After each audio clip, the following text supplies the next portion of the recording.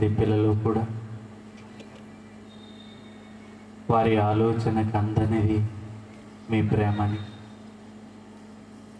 అందని ఆ ప్రేమను ఆలోచించి ఎంతగా మీరు వారిని ప్రేమిస్తున్నారు, అంతగా మీరు వారిని ప్రేమించినందుకు వారు ఏమి చేయాలో 3 రోజులలో వారికి నేర్పించాలని ఆశపడుతుంటుండగా సహాయపడమని కోరుతూ,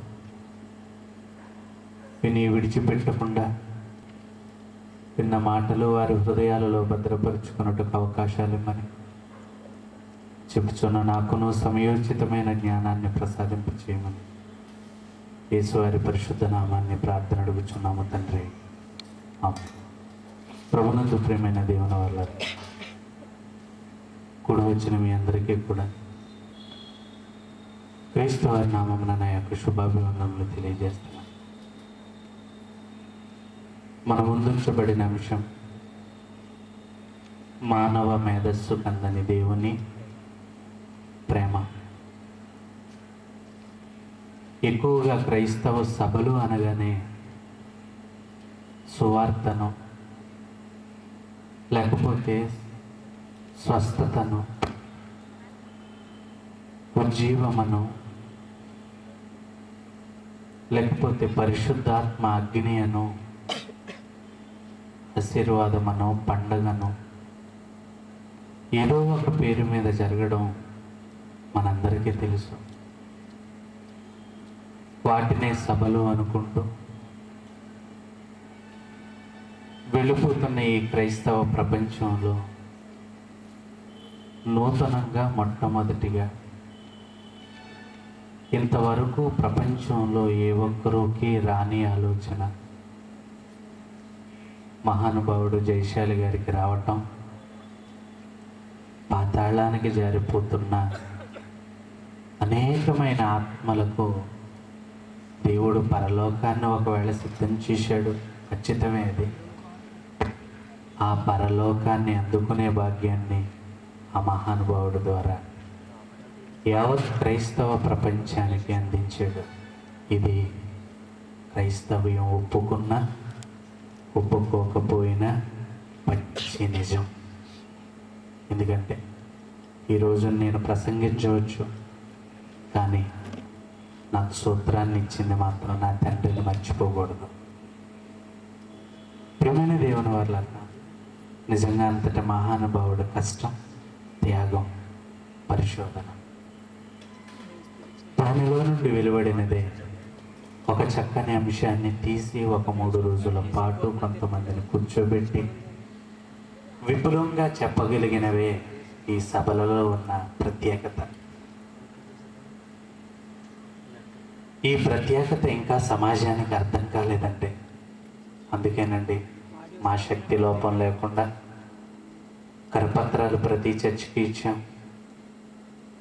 చాలా ఊర్లు ఆటో పంపించాం, చాలా చోట్ల తమ్ముడు కష్టపడి ఒక్కడే పాంప్లెట్లు అందించాడు.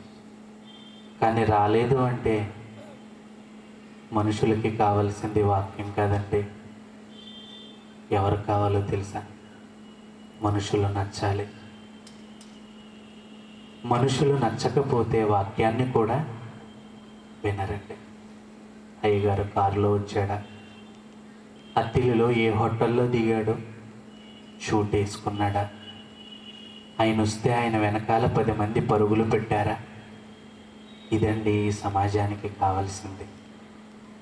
ఏంటి ఎంతవరకు గ్రౌండ్లో ఉన్నవాడే నా వాక్యం చెబుతున్నాడు అని వ్యంగ్యంగా అనాలోచనగా ఉండే పాడైపోయిన ఈ సమాజం అండి. ఈ సమాజాన్ని మార్చటానికేనండి ఈ సభలో. నిజంగా ఇక్కడ కూర్చున్న వారిలో చాలామందికి రాము తెలుసు, అతని పరిస్థితి తెలుసు, అతనికి ఏమీ ప్యాలెస్ లేదు, అతనికి ఏమీ ఉద్యోగం లేదు, ఆయనకేమీ స్థిరాస్తులేమీ లేవు. ఈరోజు పనిలోకి వెళ్ళకపోతే ఆ రోజే తన దిక్కులు చూడవలసిన పరిస్థితులలో కూడా తమ్ముడు ఇంత కష్టానికి వచ్చి ఇన్ని వేల రూపాయలతో ఈ సభలో నిర్వహించడానికి కారణం తన జీవితంలో డబ్బులు చెలామణి అవ్వక కాదండి. మనుషులు తండ్రి అయిన దేవునిలో ఏది తెలియకుండా పోయిందో అది తెలియచెప్పడానికేనండి తన కష్టాన్ని ఇచ్చి ఈ సభను ఏర్పాటు చేశాడు. కానీ ఈ సభలలో దేవుని యొక్క ఆలోచనలను తెలుసుకోవటానికి మనుషులు మాత్రం చాలా తక్కువ మంది వచ్చారు. ఏదేమైనప్పటికీ కూడా దేవుని మాటలు సమాజానికి అవసరం. మనుషులు విన్నా వినకపోయినా దేవుడు చెప్పిరమ్మనే వెళ్ళమంటున్నాడు. ఏమంటున్నాడంటే, మీరు సర్వలోకానికి వెళ్ళి సర్వ సృష్టికి సువార్తను చెప్పండి.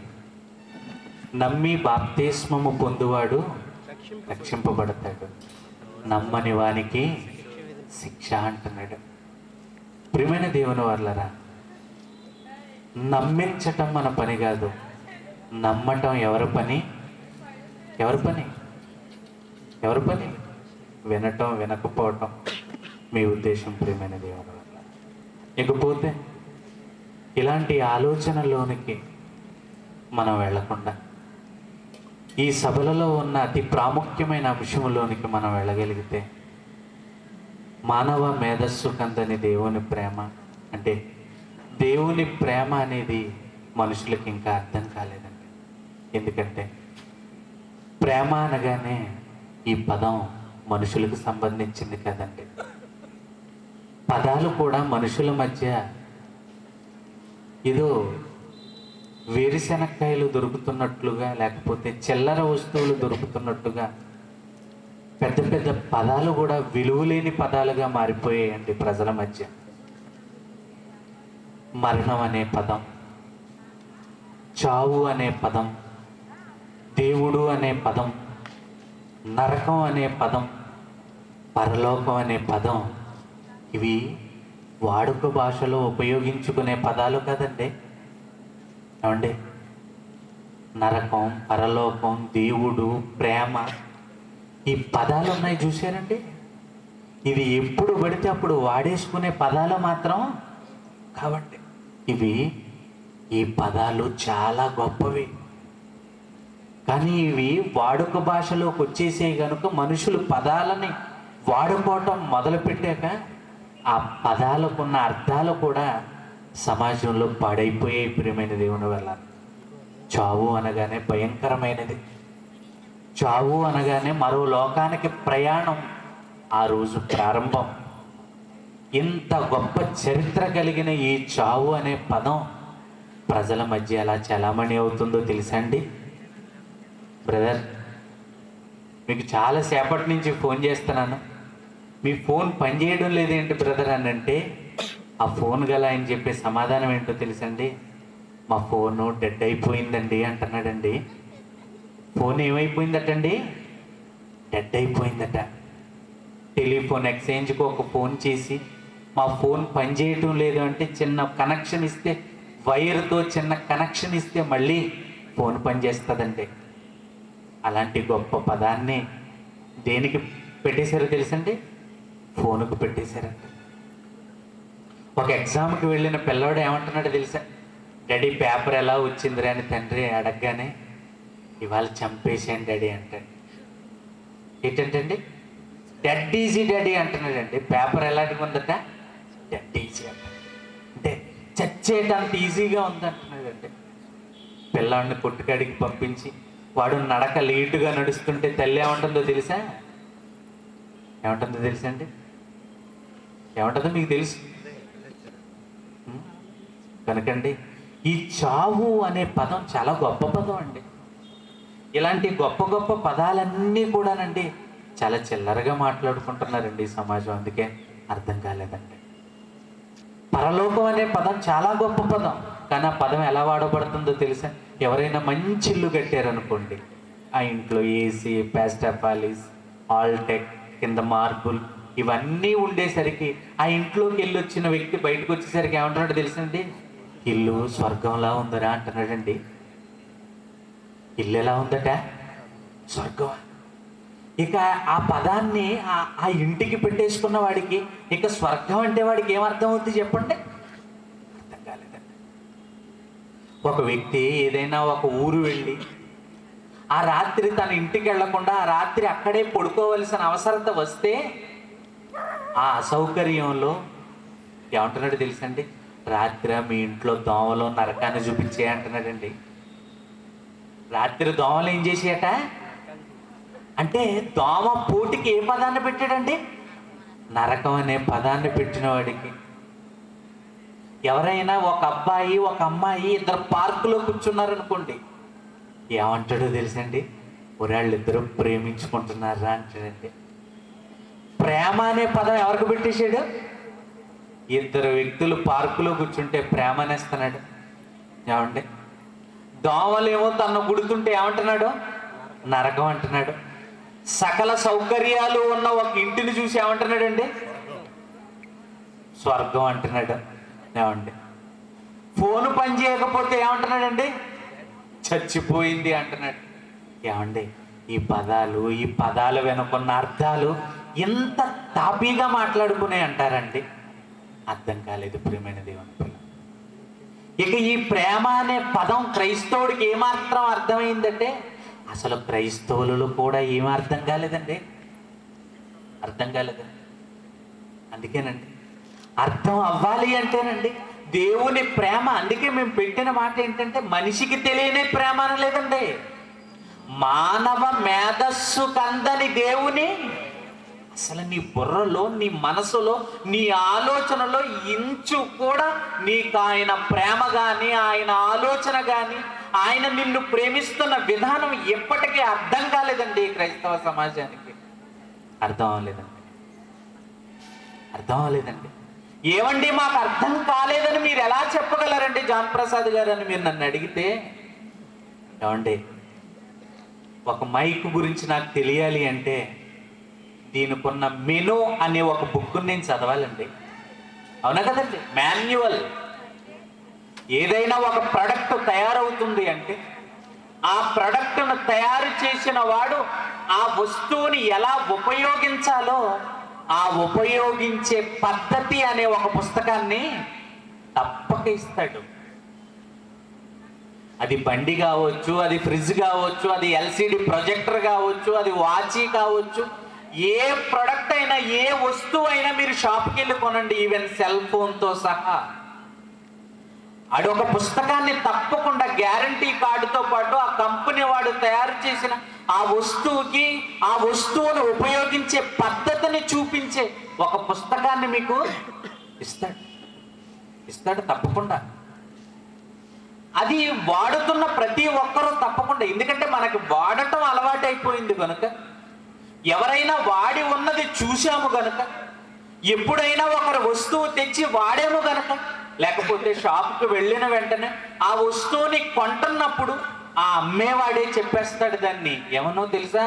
ఈ వస్తువుని మీరు ఇట్లా ఇట్లా వాడాలి అని చెప్పేస్తాడు అతను. కనుక అతను చెప్పేస్తున్నాడు కనుక అతనికి ఎలా తెలిసింది అంటే ఆ కంపెనీ నుంచి అతను డీలర్షిప్ పొందినప్పుడు ఆ కంపెనీ వాళ్ళు ఇతన్ని అక్కడికి తీసుకువెళ్ళి ఆ సిస్టమ్స్ లేకపోతే ఆ వస్తువుల గురించి ఆ ప్రొజెక్టర్ మీద వేసి ఆ కంపెనీ వారు అతనికి దాన్ని ఏమంటారు, డెమో చూపిస్తారు తప్పకుండా. ఈ డెమో కార్యక్రమానికి అతను హాజరయ్యాడు కనుక ఆ డెమోని 5 నిమిషాలు అతను గంటల తరబడి విన్నాడు అక్కడ. కానీ నీ షాపులో 5-10 నిమిషాల్లో నీకు ఆ వస్తువు గురించి ఎక్స్ప్లెనేషన్ చేస్తాడు. ఇది తప్పకుండా ప్రతి ఒక్కరూ వినాలి. ఎందుకంటే ఆ వస్తువుని ఉపయోగించే ముందు ఆ వస్తువుని తయారు చేస్తున్న కంపెనీ వాడు దానిని ఎలా వినియోగించాలనేది తప్పక చెబుతాడు. మాన్యువల్తో పని లేదన్నావు, నీకు వస్తువులు ఉపయోగించటం రాదు. ఇది వాస్తవం. మీరు నమ్మగలిగితే ఇది వాస్తవం, ఇది విధానం, మీరు చెప్పింది మంచి పద్ధతి, మేము కొన్న ప్రతి వస్తువు దగ్గరికి మాకు ఒక బుక్ ఇచ్చారు అని మీరు నమ్మగలిగితే దేవుడు, ఈ దేవునికి మనుషుల మీద ఉన్న ప్రేమ ఎవరు చెప్పాలండి? ఏ పుస్తకంలో రాశారండి? ఏ యూనివర్సిటీ వారు చెప్పేస్తారండి ఈయన గురించి? ప్రియమైన దేవుని పిల్లలారా, ఎప్పుడైనా ఆలోచించారా? ఆ దేవుణ్ణి నమ్ముకున్న నీకు ఏదో కలగాలని ఆలోచిస్తున్నావే తప్ప ఆ దేవుణ్ణి నమ్మినందుకు, ఆ దేవుడు దగ్గరకు వచ్చినందుకు నీకు ఏదైనా శుభం జరగాలని అనుకుంటున్నావే తప్ప ఆ దేవుడు నీ విషయమై కలిగి ఉన్న ఆలోచనలు ఎంత గొప్పవో ఏ రోజైనా నీకెవరైనా చెప్పారో చెప్పు. అలా చెప్పాలి అంటే ఆయన గురించి వ్రాసిన మాటల్ని నువ్వేం చేయాలి? చదవాలి. చదవాలి తప్పకుండా. మరి ఆయన గురించి ఎక్కడ రాశారండి? ఎక్కడ రాశారండి? నాకు ఎక్కడ దొరుకుతుందండి అని అంటే మీకు ఎక్కడ దొరకదండి. 66 పుస్తకాలలో అతని మనసు ఉందండి. మీ విషయమై అతను అంటున్న కళలు ఉన్నాయి, మీ విషయం అతనుకున్న ప్రణాళికలు ఉన్నాయి. మిమ్మల్ని ఎంతగా ప్రేమించాడో ఆ ప్రేమంతా కూడా 66 పుస్తకాలలో నిక్షిప్తమైందండి. అయితేనండి మా అందరి దగ్గర బైబిళ్ళు ఉన్నాయండి, అయితే మాకు దేవుడి ప్రేమ తెలిసిపోయిందండి అని మీరు అనుకుంటారండి. కానీ ఉపయోగించవలసిన పద్ధతి మనకి తెలియలేదండి. ఏమండి? మాన్యువల్ అయితే ఉంది కానండి ఆ మాన్యువల్ని చదవాల్సిన పద్ధతిలో ఏం చేయలేదండి, మనం చదవలేదు. ఏమండి? చదవాల్సిన పద్ధతి ఏంటండి? చదవకూడని పద్ధతి ఏదైనా వచ్చిందా అండి అని మీరు నన్ను అడిగితే అది నేను చెప్పకూడదు తల్లి. అది వచ్చిందో లేదో, వచ్చిందన్నాడో లేదో దేన్ని అడగాలి? ఆయన్నే అడగాలి. ఆయన రాసిన గ్రంథాన్నే అడగాలి.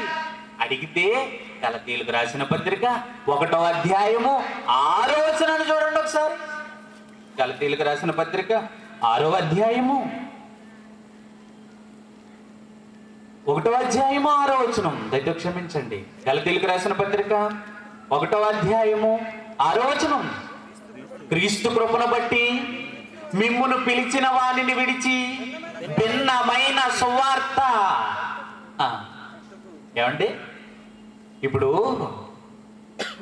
మెనూని ఎలా చదువుతున్నారండి? మాన్యువల్ని ఏమండి ఎలా చదవాలి? ఎలా ప్రకటించాలి? ఎలా చదవాలి? క్రీస్తు కృపను బట్టి మిమ్మును పిలిచిన వానిని విడిచి భిన్నమైన సువార్త అంటే దేవుని గురించి మనకి తెలియవలసింది తెలియకుండా ఆయన గురించి తెలియకూడనివి మనకి తెలిసిపోయినాయండి. అందుకే ప్రతి వాళ్ళు మాట్లాడుతుంటే ఎలా ఉంటుందో తెలుసంటే దేవుడు వాళ్ళ పాకెట్లో ఉన్నాడనే అనుకుంటాం మనం. అంత బాగా మాట్లాడగలరు దేవుని గురించి.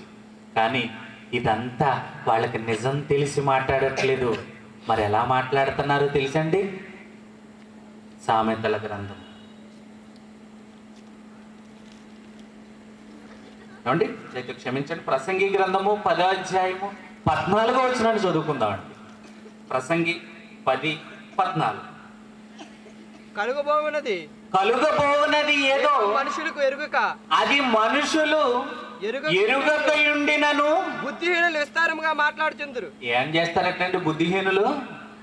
అసలు మానవ మేధస్సు కందనదే దేవుని ప్రేమని మనం అంటుంటే ఆయన ప్రేమ అండి ఏంటో తెలుసండి. దేవుడు లోకమును ఎంతో అంటాడంతే. ఈ తోయే తెలిసి ఇతనికి దీర్ఘం. ఆ దీర్ఘంలో ఉన్న ప్రేమ మాత్రం ఇతనికి అసలు ఎంత ప్రేమించాడని చెప్పమనండి. అది ఎంత అని చెబుతామండి అంటాడు. అంతే ఒకటేమో. ఏమంటాడండి? ఎంత ప్రేమించాడు సార్ అని అడిగామనుకోండి, అది ఎంత కొలతగా అందదండి. ఇంకా నీకేం చెప్పను నేను అంటాడు. కొలతగా అందదని చెప్తే కుదరదు. అతను ఎంత ప్రేమించాడో అంత ప్రేమ ఎక్కడుందో తెలుసా? 66 పుస్తకాలలో ఉంది. అతను ఎంతో అనుకుంటున్నావు, ఆ అంతకి నువ్వు వెళ్ళలేకపోతున్నావు కనుక ఆయన అనుకున్నట్టుగా భూమి మీద బ్రతకలేకపోతున్నాం మనం అంతా. నిజమండి. దేవుడంటే నాకు చాలా ప్రేమ అండి అంటాం. ఎంత ప్రేమ? ఆయనకి నువ్వంటే ప్రేమ. ఎంత ప్రేమో తెలుసా? అతనిని చంపుకునే అంత ప్రేమ. మరి నీకెంత ప్రేమ? 100 రూపాయలు కూలిస్తావంటే ఇక్కడ ఎవడో కూర్చోడు. ఏమండి? తప్పు మాట్లాడుతున్నాను అంటారా? ఇవాళ 100 రూపాయలు, 1000 రూపాయలు కలిసే పని ఇక్కడ కూర్చున్న మనలో ఏ ఒక్కరికైనా ఉంటే ఈరోజు ఈ రాత్రి సభకి మనం వచ్చేవాళ్ళం కాదు. ఇలా దేవుని కోసం బ్రతకవలసిన మనిషి, దేవుని పనిలో ఉండవలసిన మనిషి, దేవుని కొరకే బ్రతకవలసిన మనిషి ఏమని చెబుతున్నాడు తెలుసా? దేవుడంటే నాకు చాలా ప్రేమ అండి. మరి దేవుడంటే నీకు చాలా ప్రేమ, ఆ దేవుడు గురించి నువ్వేం వదులుకోగలవు? దేవుడంటే ప్రేమే కానండి, ఆ దేవుడు కోసం నేనేది వదులుకోలేనండి. నిజమండి. మా పిల్లలు ఉన్నారండి, ఇన్నిన్ని ప్రసంగాలు వింటారండి, వీళ్ళకు కూడా దేవుడు ప్రేమ అర్థం అవ్వలేదండి. పెళ్ళే ముఖ్యం అండి వీళ్ళకి. నిజమండి. దైవజనుడు అయిన వాడు సన్నద్ధుడై ప్రతి సత్కార్యమునకు పూర్ణముగా సిద్ధపడి ఏం చేయాలట? దైవావేశము వలన కలిగిన ప్రతి లేఖనమును ఉపదేశించుటకును, బోధించుటకును, తప్పుదిద్దుటకును, ఖండించుటకును ఏం చేయాలట? పూర్ణముగా. అంటే వాళ్ళు ఎలా వెళ్ళిపోతే వాళ్ళని నేను ఫాలో అప్ అయిపోకూడదండి. నేను అస్సలు గాలి కొట్టేవాడిని కాదండి అసలు. ఏమంటే ఇక్కడ ఇంత పనుంటే మా పిల్లలకి పెళ్ళిళ్ళు ఎక్కువైపోయాయి. మళ్ళీ ఏమంటారు తెలుసండి, అన్నయ్య గారు అస్సలు నాకు దేవుడు అంటే వద్దు, నువ్వు దొరికేసేవి ఇవాళ సైతానికి గడికి అంతే.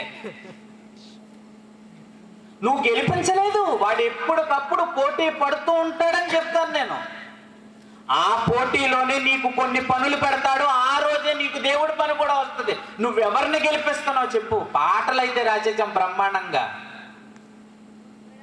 కదా. నిజమండి. మన విషయంలో దేవుడు రోజు రోజుకి వితిన్ ప్రతి క్షణం ఓడిపోతున్నాడండి. మీరు ఆలోచించి బ్రతకాలి ఈ సమాజంలో ఉన్నవారు.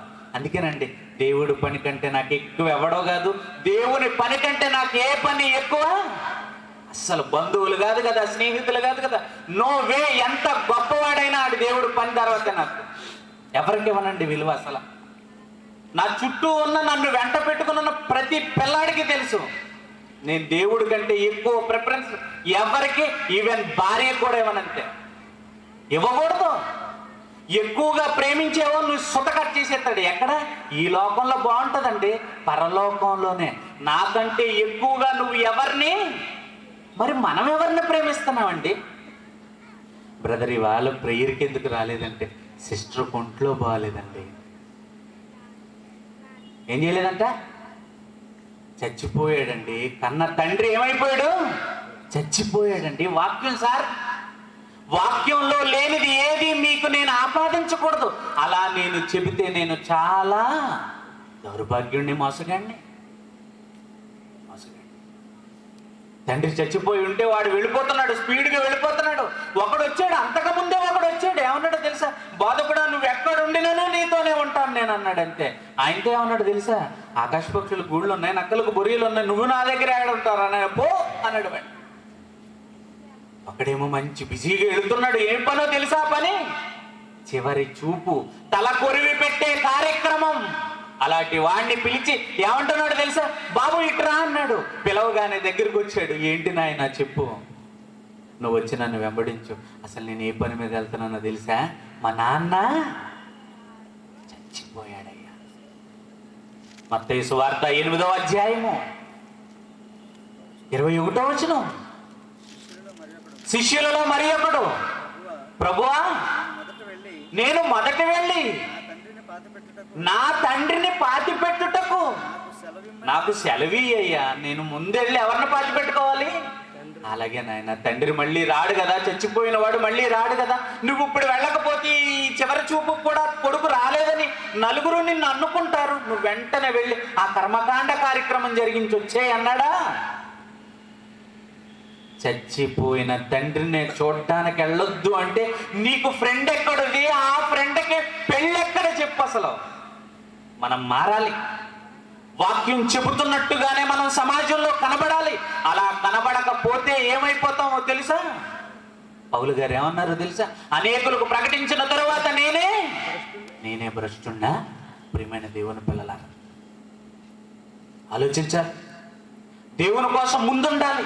ఆ దేవుణ్ణి ప్రేమిస్తున్నామని చెబుతున్న మనం ఆ ప్రేమను గెలిపించే వారంగా ఉండాలండి. అందుకేనండి, లేకపోతే మనకెందుకండి ఇలాంటి శ్రమ? మనకెందుకు చెప్పండి? మనం కూడా అందరి వల్లే ఉంటే సరిపోద్ది కదా. వద్దు. దేవుణ్ణి ప్రేమిస్తున్నామంటే నిజంగా మనం ఎవరిని ప్రేమించాలి? దేవుణ్ణి ప్రేమించాలి. ఈ ప్రేమ ఈ సమాజానికి అర్థం కాలేదు. అర్థం కాకే ప్రేమ అనే అతి పవిత్రమైన పదాన్ని, దేవునికి సంబంధించిన అతి పవిత్రమైన ఈ పదాన్ని ఇద్దరు యువకుల మధ్య పెట్టేసిందండి. ఏ పదాన్ని? ప్రేమ అనే పదం. ప్రేమ దేవుడిదే. ప్రేమ పుట్టింది దేవునిలో నుండి. ప్రేమకు మూలం దేవుడు. అలాంటి ప్రేమ దేవుడు, దేవుడికి మారిపోయారే ప్రేమ. దేవుడు అనే ఆయనకి మరలా వేరే రూపంలో చూసుకుంటే ప్రేమ. ప్రేమ అనే పదం దేవుడిది తప్ప మనెవరిది కాదు. అలాంటి దైవమూర్తి ప్రేమ అనే పదం ఈ ప్రపంచ ప్రజల మధ్య ఏమైపోయిందో తెలుసా? కళంకం పాలైపోయింది. ప్రేమ అనగానే ఒక్క మాటలో మీకు పచ్చిగా చెప్పాలంటే, ప్రేమ అనే పదం సొసైటీలో ఎలాంటిదో చెప్పమంటారా? కామం. ఎలాంటిదండి? కామం. ప్రేమ అనే పదానికి వాళ్ళు ఇచ్చిన డెఫినేషన్ అదే. ప్రియమైన దేవుని పిల్లలారా, మరి అర్థమైందంటారా? ఆలోచనకు వచ్చిందంటారా? వీళ్ళ మనసును తాకిందంటారా? లేదండి. ప్రేమ అనే పదం మనుషులది కాదండి, అది దేవునిది. అసలు ప్రేమ పుట్టడానికి కారణం అతను. ఇది మనుషులకు సంబంధించిన పదాలు కాదు. కొన్ని గొప్ప గొప్ప పదాలు ఉన్నాయి. ఇందాక మీకు అదే చెప్పాను. ఆ పదాలన్నీ మనుషులు వాడుక భాషలోకి వచ్చి మాట్లాడుకోవటం వలన పెద్ద పదాలన్నీ, గౌరవప్రదమైన పదాలన్నీ, దేవునికి సంబంధించిన ఈ పదాలన్నీ ఈ ప్రజల మధ్య చలామణి అయి ఏమైపోయినాయో తెలుసండి? భ్రష్టు పట్టుకుపోయాయండి పదాలు కూడా. అందుకేనండి పదాల విలువ కూడా మనుషులకి అర్థం కావటం లేదు. తిట్లు కూడా ఫ్యాషన్ అయిపోయాయండి. తిట్లు కూడా ఏమైపోయాయి? ఒక నాటి కాలంలో ఒక తిట్టు తిట్టాడు వెదవా, లేకపోతే పనికి మాలిన వాడా అనగానే ఆ తిట్టుని మరి భరించిన వాడు ఏమైపోయాడో తెలుసా? ఈ మాట నన్నెందుకు అన్నాడు అనే బాధ కలిగేదండి. ఈ రోజున ఎవరిని తిడుతున్నా కానీ ఏం చేయట్లేదండి, తిడుతుంటే తుడుచుకెళ్ళిపోతుందండి ఈ సమాజం. తిట్లు కూడా ఫ్యాషన్ అయిపోయాయండి. మరి ఏం చెప్పమంటారు చెప్పండి ప్రియమైన దేవుని పిల్లల? ఈ సమాజాన్ని కాపాడాలండి. అందుకేనండి ఈ తాపత్రయం. అందుకేనండి ఆయన ప్రేమ అర్థం కావాలంటే ఆయన రాసిన దానిని మనం చదవాలి. అది చదవాల్సిన రీతిలో చదవకుండా, బోధించాల్సిన రీతిలో బోధించకుండా ఏమి ఏర్పడిపోయిందటండి? భిన్నమైనది వచ్చేసిందండి సమాజంలోకి. ప్రియమైన దేవుని పిల్లలు, అందుకేనండి ఈ భిన్నమైనది వచ్చి దేవుని ప్రేమ, దేవుని ఆలోచనలోనికి వెళ్ళి తెలుసుకోవలసిన మనం ఏం చేస్తున్నామో తెలుసండి? బైబిల్ అండి. ఎవరి మంచం కాడి ఏ క్రైస్తవులలోకి వెళ్ళండి, తలగడెత్తగానే దానికి కిందన ఉంటుంది ఏంటిది? బైబిల్. అర్రే ఇది ఎక్కడ ఎందుకు ఉందరా అనుకుంటాను నేను. అప్పుడు వెంటనే పిలిచి మీరు అడగండి, అమ్మా ఈ తలగడ కింద బైబిల్ ఏంట్రా అన్నారు అనుకోండి, దెయ్యాలు రాకుండానండి. ఇకపోతే రోగం ఉన్నోడి నెత్తి మీద అది పెట్టి ప్రార్థన చేయడం. ఏం పోద్దని? అసలు బైబిల్ని తల కింద కానీ నెత్తి మీద కానీ పెట్టుకోమన్నాడా, లేకపోతే ఏం చెయ్యమన్నాడో, దీనిని ఎలా ఉపయోగించుకోమన్నాడో ఎవరిని అడగాలి? ఆయన్నే అడగాలి కదా. ఆయన్ని అడగకుండా మీరు ఎలా పడితే ఒక ఆయన కూడా ఎక్కడికి వెళ్ళినా పట్టుకెళ్తారండి. ఏంటి బ్రదర్ అంటే సాక్ష్యం బ్రదర్ అంటే, లోపల ఏముందో నాకు వెళ్దాం, కానీ ఇది మాత్రం ఎక్కడ ఉండాలి? ఈ కూడా ఉండటం ఏంటి, తల కింద ఉండటం ఏంటి, నెత్తి